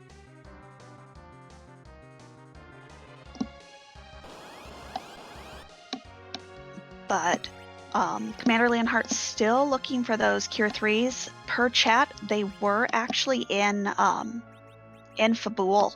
So hopefully we'll find those quickly, but finds that Soma drop and goes ahead and brings up that Foo's MP to 200. Yeah, it's going to be very interesting to see if he remembers Fabul. I know it's one of the places that I forget to check every once in a while, because, again, I leave Fabul as a last check for a lot of different things. But he's like, you know what? Nope. All right, I guess we got here, and we're going to be fine. And again, as we saw, Cubs was able to go pull it out. Commander should be able to do the same. They are runners of similar caliber, and honestly, a lot better than what a lot of people sometimes may give them credit for, but still runs very, very well. But Commander, before we go and do the Ogopogo fight, is going to get this Sasuke Katana, so we're going to see Edge doing more damage than what he would have on Cub's side if we get some auto attacks. This will definitely help out a little bit, and picks up this sword and hopefully is able to get through that Ogopogo quickly. Also, this may be my least favorite fight in this entire gauntlet, because these red giants are arguably the most annoying of the enemies in there. Definitely ones that you don't want to run into in a dark alley, but quickly weakening them is going to get a counter beam, but hits that edge and we get the first one down. Yeah, because the mission here as the counter is, as you see, a lot of fire damage if you don't have the ability to mitigate it through other elemental defending armor. again, some of the fights in here, you just look and go, oh, I've never fought this before. This isn't a boss. This isn't going to be that bad. It is worse than you may think. Please do not let some of these enemies do their thing. Definitely, Luge in some spots is terrifying with that beam. But quickly getting Absolutely. through and gets quite a bit of XP from that fight and continues with that alt gauntlet. Yeah, because we are on fight number 4 of 5 right now. But while we're having Cubs go through this log, Commander has emptied out his pockets, bought himself some of those Zeus gauntlets, so all of his fighters now have a pair on them. And I'm 100% here for this because the damage that you have with those Zeus gauntlets is just wacko good, and you're super okay with those. Now, this is going a little bit scary, unfortunately. That red giant kind of just going for everybody that's a little bit low HP, but we get that foo back up and the warlocks in the back start going down. So I think he has this well under control again. Oh, absolutely. A question from chat: does Cubs not have 5 hourglasses? He did, but I think he's trying to save a couple of them for a later fight, because we do still have the Dark Imps that are out there hiding, and we do have the Baron Guards as well. So we do have the possibility of maybe needing some more later. But yeah, there is one that's been thrown in a couple of these fights, just so you don't have to worry about the rooter of them all. And especially for the red giants, if I recall correctly, red giants cannot be stopped with an hourglass, so no reason to waste it there. Speaking of stopping, this is something you really enjoy stopping because it's your penultimate fight.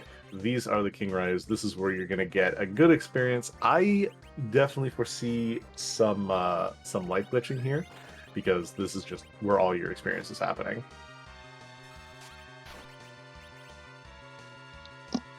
I do think we might see possibly one, but most of our characters look to be at endgame levels already. Yeah, they definitely are, and if we keep these adamant on Edward, with a nerfed Big Bang, he's going to be fine, but getting closer to the 1000 HP mark is really the play we're looking for right now.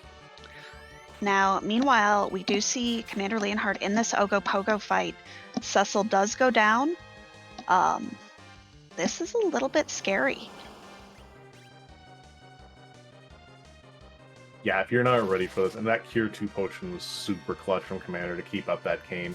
Yeah, if you're not ready for this is a fight that is a lot scarier than some people give it credit for, because again, it's whew, big deal. But Cubs, through that Fabul defense item or defense fight, gets a defense sword, a little bit on brand. Unfortunately, not a key item that he is looking for. I know Cubs would love to see any of his remaining, especially that Earth Crystal. Earth Crystal immediately puts him in go mode. All he has to do is take out that ribbon room and go down and take on Zot. But yeah, he is about to enter the lunar subterrane while Ogopogo goes down on Commander Leonhart's side. Again, nicely done fight. You do have a couple of people go down, but the rest of your party was healthy enough that it was not going to be a worry. Again, sometimes slow and steady, he doesn't bounce off the fight, and that is going to give him a lot of time back. Cubs did bounce off and have to take it twice, so Commander, again, it's a little bit behind, but we are still, honestly, he's still got the foothold, because it depends, again, what we have here and what bosses we have and what we find. Because we could have a really weird chain of Ribbon Room having your Earth Crystal as well, and then also having Golbez. So it could be that triple required. He goes down to Zot, and then, oh hey, look, here's a pass, and then just comes right back up. Now, I do suspect that Cubs is going to immediately head to the bottom of the lunar subterrane. It just comes back to follow your objectives. There are 2 key items in that spot. You know that you have a lot of key items on this moon. Yeah, and the chat's kind of going about, it's like, oh, what do you do here at this point? It's like, if there is not an Earth Crystal here, it does become a boss hunt. I disagree, unless this is exactly Luca Key, that is not the Earth Crystal, for one really big fact. We are missing Earth Crystal, we're missing Package, we're missing Luca Key. We're missing Tower Key, we're missing Luca Key.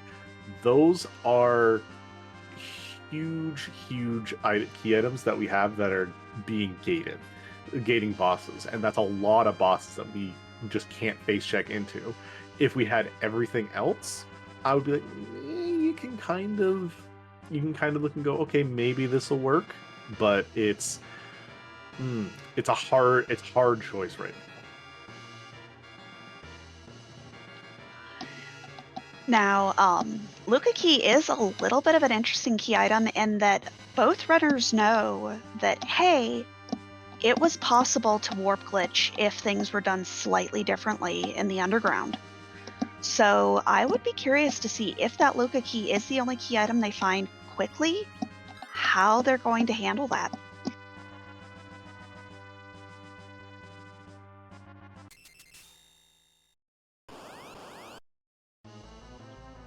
But we only see a Rydia here up on the moon, quite a bit too late, and we see Leviathan here in the ribbon room. Ah, yes, the less scary noodle, where he only does one wave for 25% as opposed to 2 waves for 50% to open it up. But this is a very straightforward fight. The Ice 2s, I don't think are going to hurt very much. But again, I've been proven wrong, and especially if they happen on that poor Yang, he's going to take quite a beating. But yeah, we're going to have Edward be perfectly fine here. He's going to hit that 1000 HP mark really quickly, and the boys are going to town. Well, we have Bacchus Wines being drunk. We have Pure 4 coming out. Maybe going to see some nukes, but this is just, hey guys, go take care of this while I sit in the back, okay? Thanks. Sincerely, Fusoya. And Commander Leonhart skipping K value, going straight to the underground. This is, depending on what these key items are and what else is here at the bottom of the moon, this could be significantly faster for Commander than it was for Cubs with that alt gauntlet. Out of everything left, that is going to be your longest fight, and if you can get your objectives elsewhere, since this is 6 of 7, that can shave off significant time. So let me tell you about the world where this is Earth Crystal and Pass. Okay, so I was a little bit behind on that because I wanted to wait for you to finish your thought. But if that was Earth Crystal and Pass, but that's a pan, I save scum.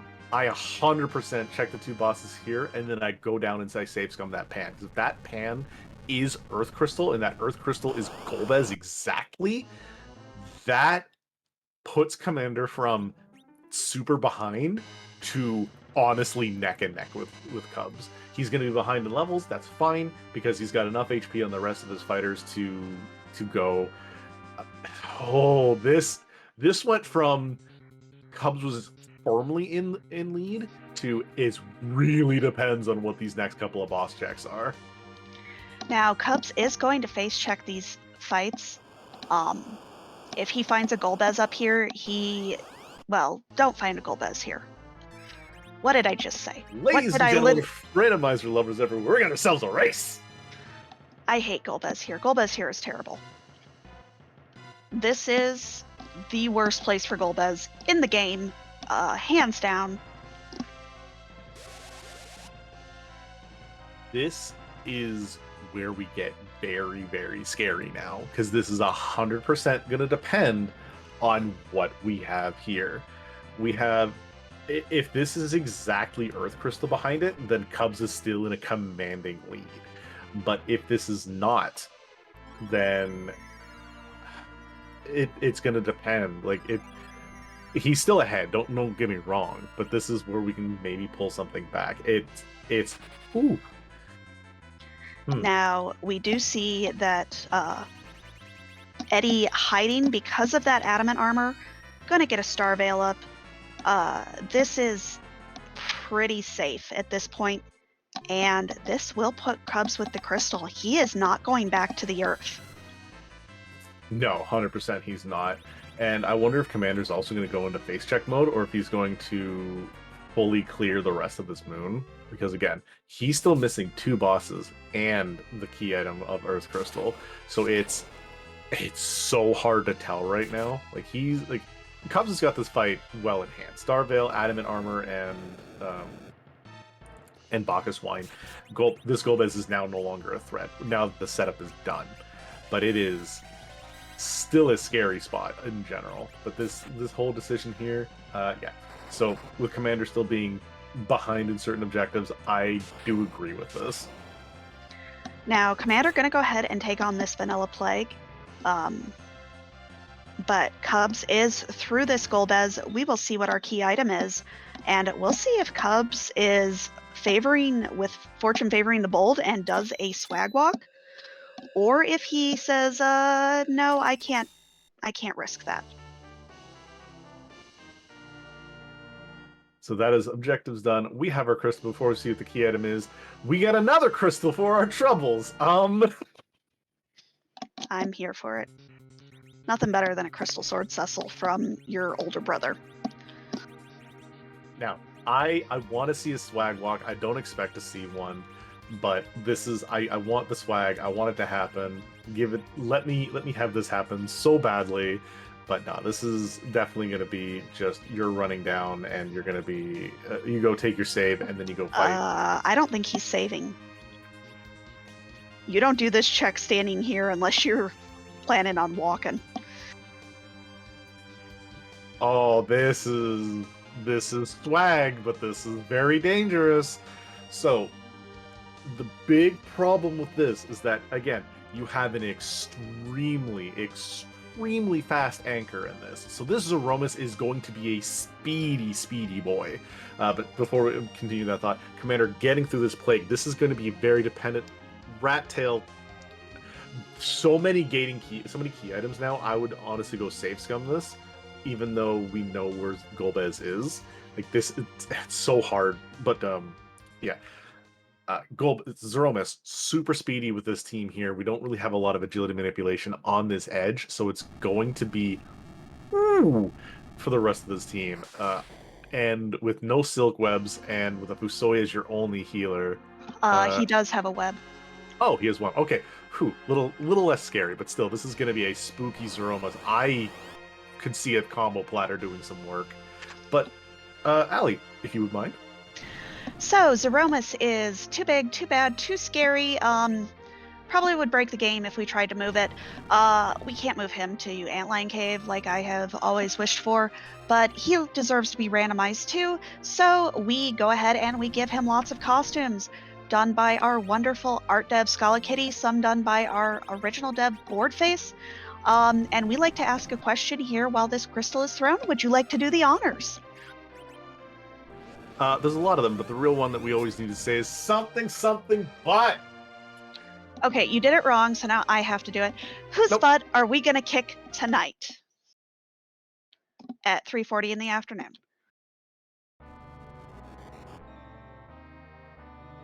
I rolled this I think I saw this the other day. Lucifermus. I am a big fan of sprites like this. This is a great sprite, but yeah, we have the guys. They're getting their equipment back on for this edge. Bacchus Wine's coming out. We got damage going to be swinging. If we see second Big Bang with the amount of damage we have coming out, it's going to be surprising. But if the second one comes out into a Meteo, we have some fear coming. And as for this sprite, I am 70% certain that this was for a marathon. Scala could probably confirm that if Z is in chat. Scala this is Lucifer from Pony Island, but yeah, that counter nuke going off on pretty much exactly who you want to have it go on to. Goes on that Cecil who has so much HP.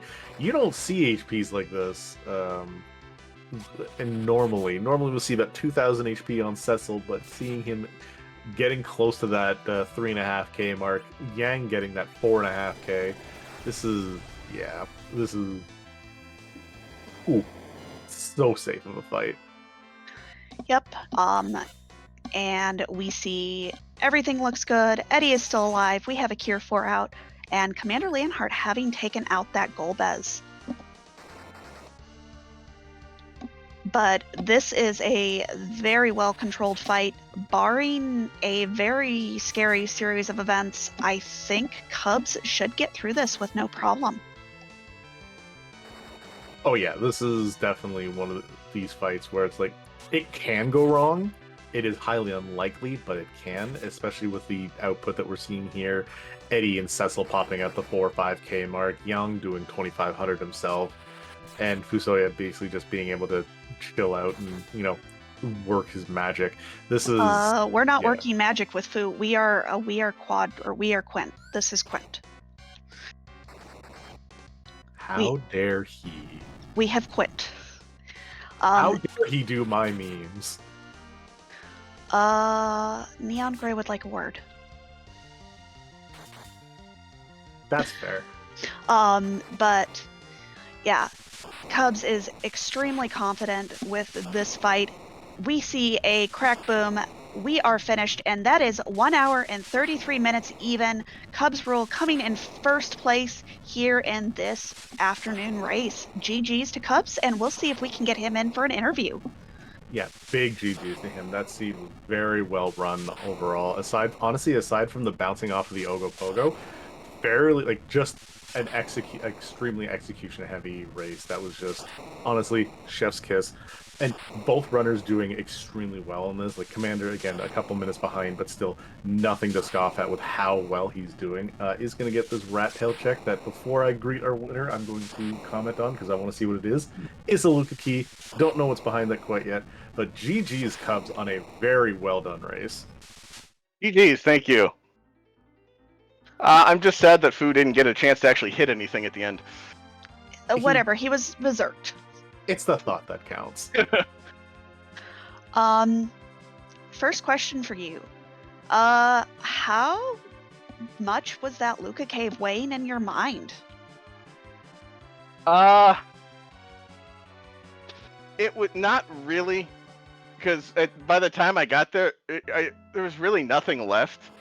And the only thing that was really scary there was darkness, and for that, Luca Key would have had to been out somewhere on the world. So if it had been Earth Crystal, that would have been very unfortunate. But I mean, there was no Black Mage up to that point. There's really nothing that could be done. Now, the reason we ask is because if you had have done the underground just slightly differently, you would have had a Black Mage to Warp Glitch. No, he was never getting out of the bed. All right, maybe he would have gotten out of the bed for the Warp Glitch, and then he would have been kicked. As soon as I got into Dwarf Saw the Sirens, I was just looking for a White Mage to go pop a bunch of eggs and just be done with it. Never actually came up. Fu was hiding, but I guess both Porum and Rosa are up in Zod or something. There was really no mage to be found in this seed for a long time, which is a very interesting hook route. Yeah, but kind of give us your thoughts on that seed. It was that was one of the overworlds of all time. Maybe as dry as I've seen in a long time. I don't remember the last time I went underground with 2 key items, so I knew obviously there was going to be quite a bit underground. And then no, there wasn't. Just like, where is everything? It's all hiding. Absolutely. It was pretty sparse, and a lot of your gating key items were outstanding, even at the end of your seed. Yeah. A brief moment of bailing out on that pan at the end, but down at the bottom of Earth, at least have to check for Golbez. And I've seen far too many races lately be lost to skipping Cave Bahamut, so that was one I was just not gonna let that one have a chance to beat me, and then magically it worked out. I'm not upset at the result. hey, it's the only moon boss that you can actually get a peek at the actual boss before fighting. So never hurts. And again, information is really big when it comes to this. Yeah, I saw that pan. I thought about like pan pass. You can bail out, and hope that you have that too. But nah, it's as we can kind of see here, it has given us, we have access to a tower key and a Luca key, but nothing, and a package, but nothing that has been showing up so far as we know exactly where Golbez is. We're still looking for that Earth Crystal. Oh I do no! believe we have seen it on the spoiler log. You just saw it too, Yep. so that is on Crystal Sword. Unfortunately, this is not going to be anything for Commander. So this is if the fight wasn't as the race wasn't already over, like it's definitely put him further and further away. This was a seed and a half, to be completely honest, and you guys both executed this very well. I was gonna go face check Crystal Sword. I probably was not gonna fight the boss, so I'm very glad Golbez was where it was. Well, and just a wonderful job in hiding that Edward, who had the adamant armor, being able to get a star veil on him. Golbez in that spot is frankly horrifying. So GG's to getting through it the way you did. I didn't think I got the hide off in time. I honestly forgot that the adamant protects against the paralyzed, so I don't know if it was needed in the end, but I certainly wasn't going to complain once it went off. Oh, absolutely. And again, better to be safe than sorry in that aspect. Now, the real question is when we came down to doing the Zeromus fight near the end, when you were just going to swag walk, one, you had so much HP it didn't matter. You could just throw it away, throw it there as much as possible. The real question is, was there any ever thought that you take the armor off of Edward and then you put it onto somebody else for that fight? Because, I mean, Spoonward, I love my Adamant Spoonward. Do not get me wrong, but he kind of had his time. Not really. I knew the fight was just going to be Zerk everybody but Fu. So, I mean, might as well try and get as much out of Eddie as I can. He dodged a counter nuke. I'm proud of him. I haven't seen him dodge a counter nuke in a long time. It did not hit him. That's amazing. Oh. Now, I am curious, because so much was going on there at the end. We did notice you took off the weapon from Edge. What was his agility at the end? It was 43 going into the fight. That is Yeah. probably the best it was going to be without any more manipulation. There was a crystal ring in Kokel's shop. I know I saw a ninja hat earlier that I didn't pick up, but 43 is going to be far better than 53 there, so I will take that and be happy. Additionally, something that Commander showed that you did not get a chance to see, I'm assuming, there were curse rings in the seed. They were in Agart. I thought they were in the Fey March. Oh no, you're right. They were in Fan March. I don't know why I'm thinking Agart. Me going around looking for star veils just in case Golbez was hiding out there. That might have been it. With an edge, really with the fast anchor, I'm almost not even bothering looking for a curse ring. It's only going to help so much, and might as well just play into an RA3 Zeromus at the end. Yeah, and again, as we mentioned, you may not have had a white mage, but you definitely had more than enough HP to kind of throw your way around and throw your weight around in that seed. Oh, hey, look, an Avenger from Luca Cave. That's slightly unfortunate. Nice to have for that Cecil for the last fight. But yeah, again, very well executed. So let's look at the decisions before you went and did that hook route. Before doing Baron Castle, before doing Mount Ordeals, you're looking. What is your thought process of going Ordeals so much earlier than doing that hook route when you have already demissed off the table? I just wanted to confirm if it was a logical hook. I was just taking one more stab at Magma. And then when you saw that Valvalis in the first spot, I was glad I had a few Drain Spears or Drain Swords. Yeah. No, at that point I knew the Ordeals wasn't even required. I mean, obviously, you know what? I think would have turned right around at seeing that Cecil anyways and gone up Ordeals. So it was probably net neutral in the end. But yeah, I wanted to know if there was a Magma hiding.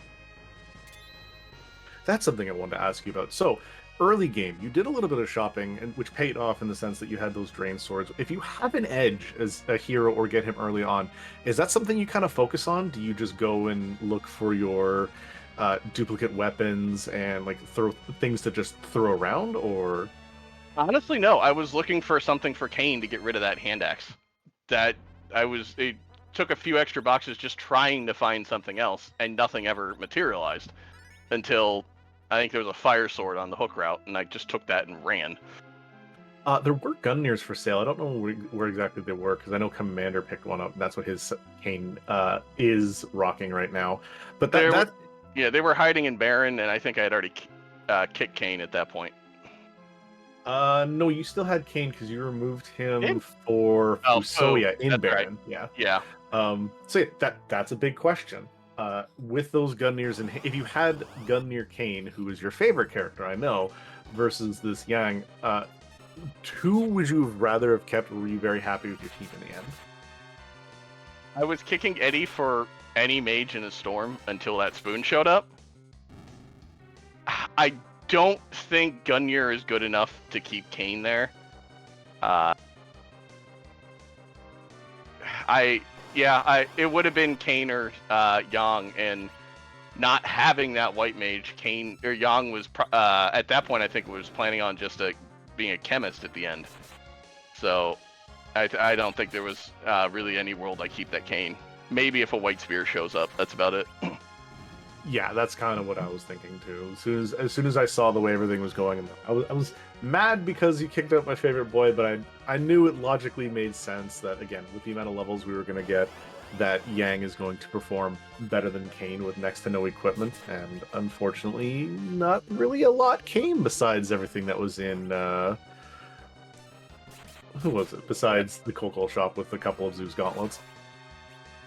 Yeah. No, very, very lack of gear all around. I mean, Edge had a full moon assassin dagger for a large part of the seed. There really wasn't much around, unfortunately. But we'll go ahead and get ready to let you go, so you can maybe go relax, get something to eat, kind of celebrate your win. But do you have any last minute thoughts on the seed or the tournament in general? No, I'm really enjoying the team format. Hope we see something. Maybe not. It doesn't have to be in this format, but something similar going forward. Looking forward to basically finding out if our tournament lives on come later this evening. I would say, speaking of, you kept the hope alive, because this was an 0-1 coming into for your squad. You took down the Balamb Cricket Club with a very executed seed, and you brought you guys back up to win parity right now. And it's gonna be a fun one. It's a couple of other pink pups going at it. Yeah, we get the ZZ5 rematch. I'm sure both are thrilled with that. But Kyrios and Funnel are going to be a hell of a match tonight. Really looking forward to that. I know Commander is finishing up, so I will go ahead and duck out. Thank you both for comms. Looking forward to watching this one back. Radical, thanks for not eating buttons. Psycho, welcome back to the booth. Very, very well rolled. I'm pretty happy with how this went. Little concerned in some spots, but overall, pretty happy with how this went. Well, you did a wonderful job, and thanks for letting us restream you. Thank you. Bye. And again, that was our first place finisher of Cubsrule21. And meanwhile, Commander following a little bit of a chain. Yeah, I think once he saw some of these items, he committed to what we had there, and I respect it. You kind of have to, if you committed to ducking out of the moon, you duck out of the moon, and you just do it. And again, unfortunately, nothing really panned out from those checks, but we do see him come back up. He gets to this gauntlet, honestly, very efficiently. Like, I was kind of watching it, and there was nothing that made me look and go, huh. he's going to have a hard time. Now, he flew through this gauntlet, gets himself a nice, pretty weapon for our boy Kane here, and is setting up to get his, since his grind is done, it's time for him to make that, you know what, the flight down to Troya and then go and fight Zeromus. And having picked up that pass earlier in the ribbon room, will not have to worry about a long walk down. And even if you have a wipe, it is so much faster to reset from Troya than it is from even the save room up on the moon. Yeah, I think even as long as you're not in, I think even from like Ribbon Room or White Spear Altar, it's still faster to exit out, take this cutscene, go here, and then take the run from Troya all the way through. I think it's about net even, if not slightly faster on the pass cutscene by comparison. So it's kind of entertaining when it's like, oh, I got a pass and I'm here on the moon. I'm in the LC. Time to leave. It's like, but it's just a quick walk there. That's 3 minutes of time. That's a long time in a randomizer. I do know that some of our sages, I think, have really gone through and figured out times from all the different spots, and have really shared that information. So it's always fascinating to see, is this faster? Is this the same? Is it slower? Because it is so easy to get into your head that one way is faster, and then it turns out, oh, well, it's actually slower. I think my favorite one is the fact that the Murasame altar is slightly faster if you're better with menuing to exit out and then walk back in as opposed to walk back out through there, which that's one that entertains me, considering you have to deal with the crystal cutscene one more time. But speaking of one more time, we're going to get your flags out one last time in chat for Commander, who's about to go and absolutely manhandle this Zeromus.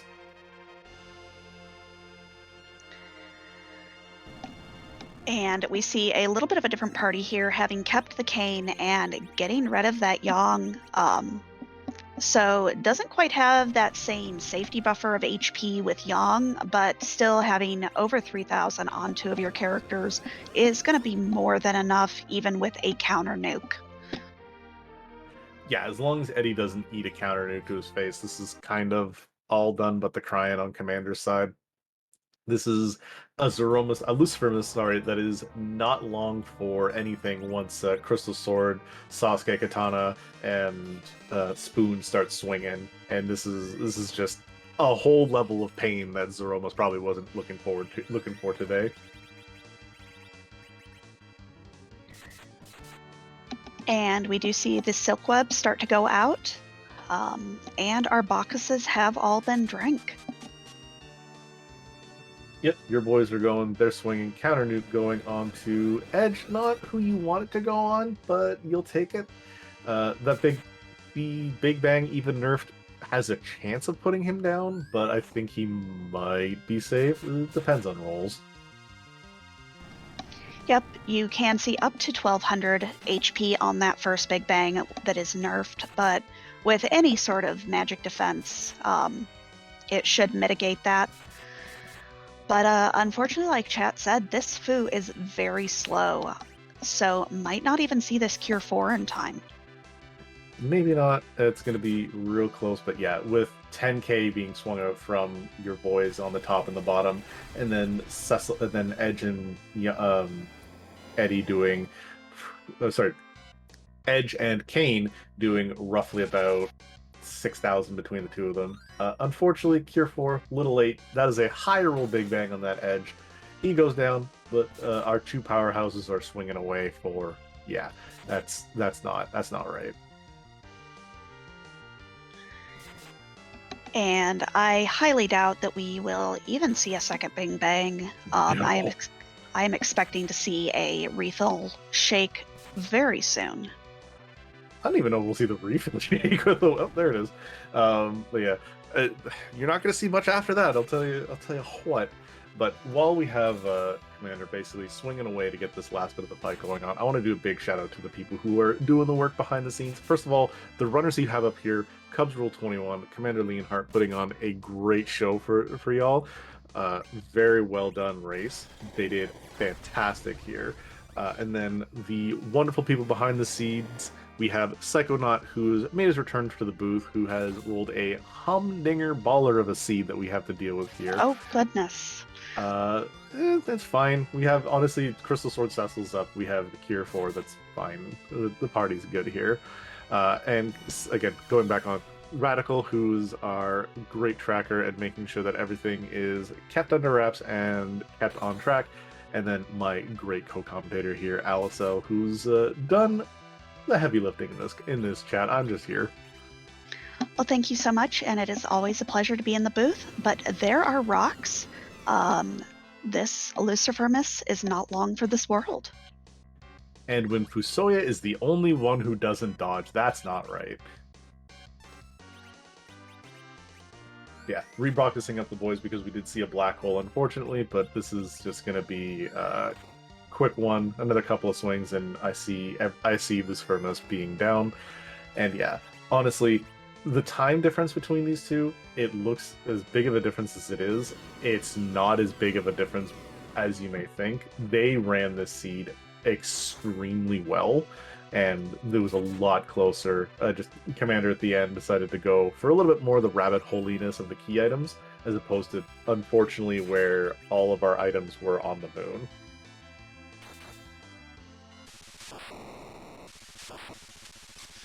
But that is the final swing from that Crystal Sword Cecil, and Commander Leonhart has finished with a time of 1 hour, 53 minutes, and 8 seconds. Yeah, big GG's to him. Very well run seed, and honestly, for the little bit behind that he was, he still executed that and came back to make the seed a lot more even than what it looked like. And we're going to see if we can get him in for an interview. And while we wait, we do want to shout out, we do have some more free enterprise getting ready to start here in just a few minutes. We do have our twin cast of the afternoon starting on free enterprise. So I believe after we're finished here, we will be sending you over very quickly. Yes, the wonderful of our lovely twin casts that happen on days when we have great runners. Again, we'll always love having basically full days of free enterprise, and it's great when we can show off as many races of these people who, honestly, great executions and showing off of what we have.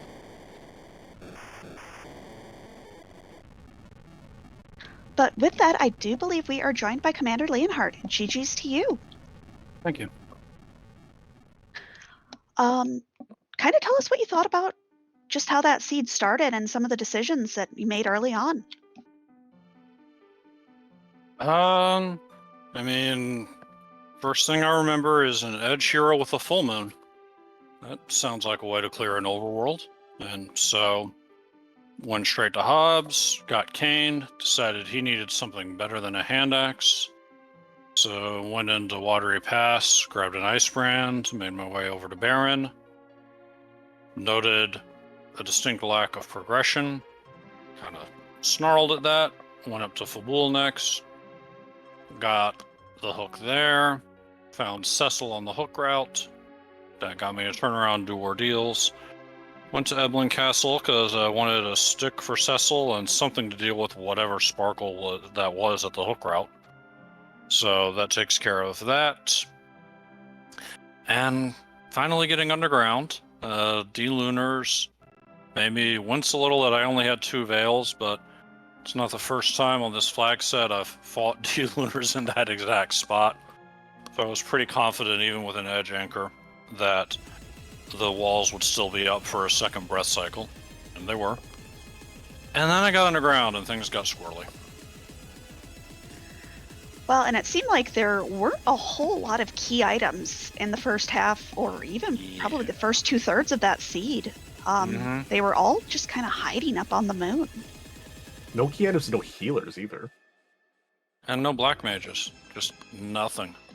At least not until you went underground and got back topside. So yeah, you show up underground with literally just a bunch of punchy boys and you're like, well, like I went to Dwarf wanting a character to improve the party, fully realizing I was running the risk of fading a warp glitch. And if that hadn't been a spoon that Luca handed over, I'd have just reset out. Well, and even after doing Dwarf, only finding that Sid is not the dream when you are looking for something that, I don't know, casts magic? Right? Like, I got enough punchies. I thought about taking Sid for Edward, but it's like, okay, I can have the fourth or fifth best fighter on the team, or I can save Edward for a few tricks. I'll keep Edward. And then a spoon was handed over, as you do.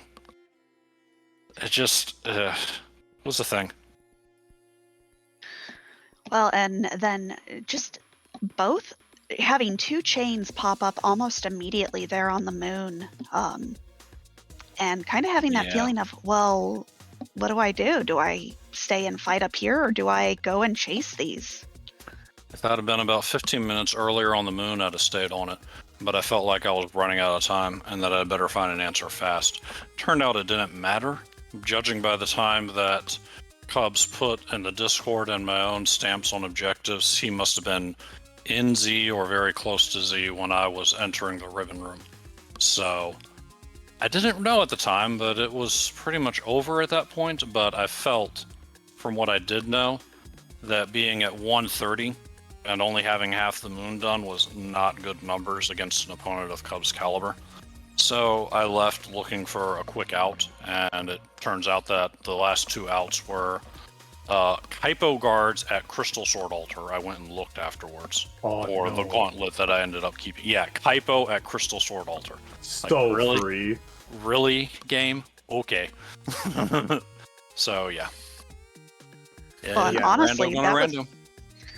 And honestly, that was like the only free boss on the moon would have been those Kypo guards, because you saw all of those super early. Yeah. Mura, I didn't see. I don't know who Mura was, but, like, could it really have been anything free? I mean, it could have been free adjacent. Well, we still had Stabby Imps out there, and I don't think I had run out my hourglass supply. So, but yeah, a couple of free adjacents maybe, but there was not much left in the way of true free. Yeah, I'll say this. When I saw the Kietas pop up from the White Spear, I thought the same thing. I would have bailed too, just as one of those, you check, maybe you find something, but that rabbit holing would have been super unfortunate. But no, you ran that very well. You were behind for the most of it, but as soon as you hit the moon, you jumping right down to that White Spear altar. If things had shook out a little bit differently with the way the Kietas were buried, you would have been right nipping on his heels by comparison, because when you did your White Spear altar, he was in that Golbez fight. So he was honestly just that little slight ahead, and this could have been a much different race depending on where some of these other items had shooken out from where you guys did your jumps. But honestly, no shame. You ran a really fantastic race, and honestly, you should be very proud with how everything came out. Thank you.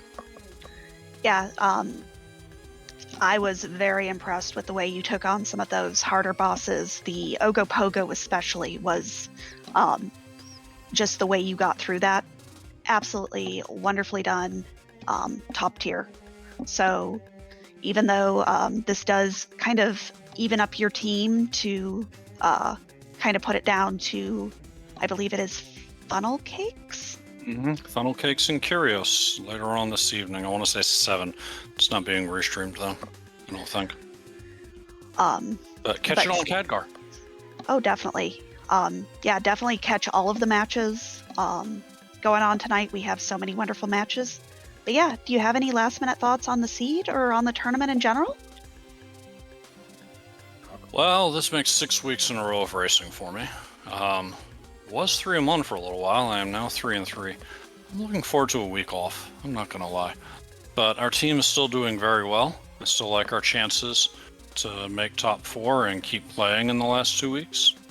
And as far as this particular race, thanks for the comms, Ali and Dathis. Definitely looking forward to going back and watching it.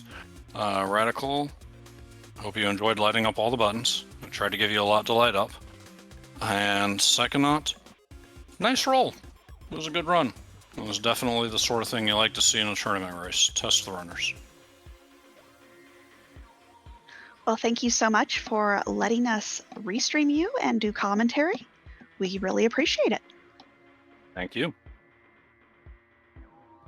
Again, that was Commander Leonhart time, 1 hour, 53 minutes, 8 seconds. Well run race by him. 20 minutes may seem like a lot, but again, where he was when he decided to go through those rabbit holes, very, very hard to say how much closer this really was, but it looked a lot closer in a lot of different aspects. And again, execution heavy by both of them. That is doing it from this broadcast. We did tease where we're going next, but before we do that, we want to talk about the fact that we have one more race this evening that we are going to be restreaming, which is going to be our Mysidian Comedy Club of Zeke versus Peasants OMFG of Team Wombat Milk. That is at 10 o'clock tonight. But for now, we are going to be doing a quick jump over to our Twincast 4 p.m. race here of Scarsor versus Nitsi and Stupid Sexy Flanders versus Vitasia. And remember, no spoilers for this, y'all. It was a fantastic match. Definitely one to watch back.